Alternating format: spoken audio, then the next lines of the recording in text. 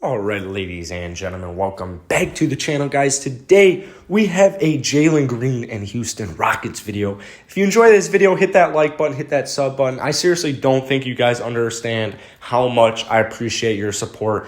Every like, every comment, every subscription, it helps the algorithm out so much. I am like 31 subs away from 5.5K. I know that's such a small milestone, but I'm trying to hit 6,000 subs before I go back to college. So that's like in 2 weeks. So I don't know if it'll happen, but a man can dream. Let's get into today's video. I want to talk about Jalen Green's impact on the Houston Rockets. And I want to talk about my opinions because I get a ton of comments about my opinion on the Rockets and their starting lineup next season. Let me explain why.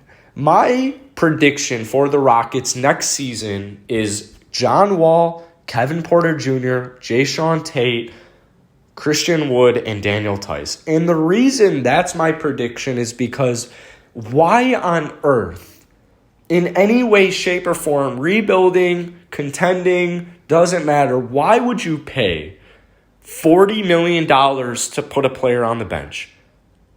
There is zero logic behind that statement. Zero logic behind playing John Wall off the bench. He is a several-time All-Star, possible Hall of Famer, you never know. He just averaged 20 points and 9 assists per game, or 7 assists per game, my bad.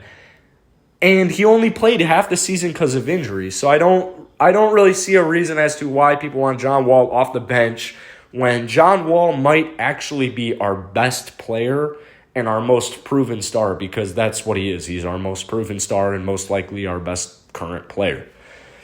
Number 2, KPJ. The reason I have KPJ at shooting guard is because that's his position.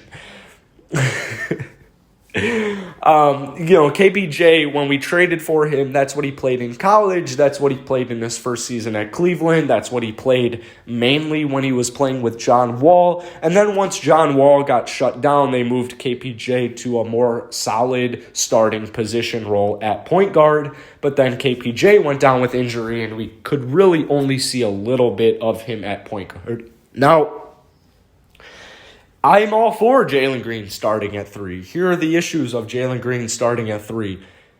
He's just not big enough. He's only 178 pounds, 175, 180-ish pounds. To play the 3, you're going to have to guard guys like Kevin Durant, LeBron James. I just don't like him at that 3 position for long term. His defense, in my eyes, isn't quite there. Yeah, he had a good first game against, the Cleveland Cavaliers Summer League team, but that doesn't show me enough to put him in at 3 on our starting lineup. So that's why I want Jae'Sean Tate there, because what Jae'Sean Tate does is he provides a lot of defensive versatility as well. He can guard several different positions. He's just always a good help. I think Jae'Sean Tate should start this next season. I honestly do. He didn't start at the beginning of last season. That was more of a mid-season insert. Once they got rid of, James Harden and all their guys, it was more of a mid-season insert. So I would really like to see him get some starts, and I would like to see him improve his jump shot, improve his three-point distance. But, that leaves, obviously, Jalen Green isn't going to play 4 or 5. So the reason Jalen Green off the bench, I will explain this in a number of different ways, because it brings some kind of issues. Right now, our issue is that DJ Augustin and Eric Gordon make over $30 million a year combined. And so the problem with that is that DJ Augustin is a point guard and Eric Gordon is a shooting guard. And even if Eric Gordon isn't a shooting guard, Eric Gordon is a point guard. And if DJ Augustin isn't a point guard, then he'd be a shooting guard. So their positions are interchangeable at 1 and 2, and they're owed over $30 million. That's an issue. That's an issue when you have your second pick still not have any opportunities. This Rockets roster has too many guards, man. I don't understand people trying to logic with me like, oh, Eric Gordon can still help us win games. I'm not trying to win basketball games. We just got the second pick in the draft for a reason. I'm not trying to win the championship this season. I don't need Eric Gordon on my roster for a single reason. There is zero reason. I'm sorry, Eric Gordon, because I go at this guy all the time because there's no logic to having this guy on our fucking roster. It's that simple. I'm sorry if that's not what you want to hear because you have this obsession with hometown players and you want to, keep them and you want them to retire with you. When you have a 32-year-old shooting guard making $20 million a year, only playing 60 games the past 2 seasons, you trade him. You trade him. Because our backup point guard is 33 years old, and our backup shooting guard is 32 years old. Well, that doesn't add up because we are supposedly a rebuilding team. So if we are a rebuilding basketball team, why is our combined age for our backup guards 32 fucking years old? I'm not trying to, be aggressive. I'm not trying to rant, but that's what I'm doing because that's the reality of it. So I want Jalen Green to get minutes, and here's the reality. If you're freaking out, there's no reason to freak out because Jalen Green is going to get 25 a night either way. Whether or not John Wall, whether or not Eric Gordon, whether or not DJ Augustin, whether or not those 3 players are on this team or not, Jalen Green will get the minutes he deserves. That is a cold hard fact. And so that's why I don't really freak out over this or I don't think about this too much. But at the end of the day, you need to realize our backup guards make $30 million a year. Their average age is 32. That's not good, man. That is not good for a supposed rebuilding team. That is all I am trying to implant in your brain is just like, can you please try to come around with the idea that, hey, that's not a good idea. And I hear what you guys are saying with Jalen Green trying. I understand that he should be starting. I understand it. Bottom line, John Wall gets paid over $40 million a season. Kevin Porter Jr. is a shooting guard. So, yeah, they could run a John Wall at 1 and Jalen Green at 2 and then Kevin Porter Jr. coming off the bench. They could run with that. It's not realistic. It's just not a realistic. So how is Jalen Green going to actually impact this roster? That's the big question. Well, honestly, I think that they will, you see Eric Gordon. You saw Eric Gordon in his 6-man role last season. I think he'll still be in that 6-man role. I think Jalen Green will be in like the 7th-man role, getting about 25 a night. And I just don't think DJ Augustin will play too much. I think that they'll run a couple of different lineups with John Wall at point guard, with Kevin Porter Jr. at point guard, with the bench unit. Trust me, the Kevin Porter Jr. running the bench unit, it's not the worst idea. But here's what's going to happen. By the trade deadline, you're going to have John Wall and or Eric Gordon off of this roster and or DJ Augustin. At least one of those 3 players will be off the roster by the trade deadline, and that's all you need.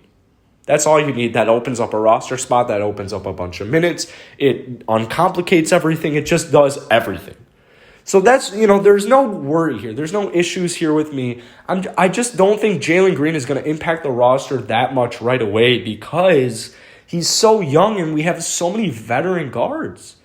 Whether or not you like it, we have John Wall, DJ Augustin, and Eric Gordon all under contract for at least 1 more season. Whether you like it or not.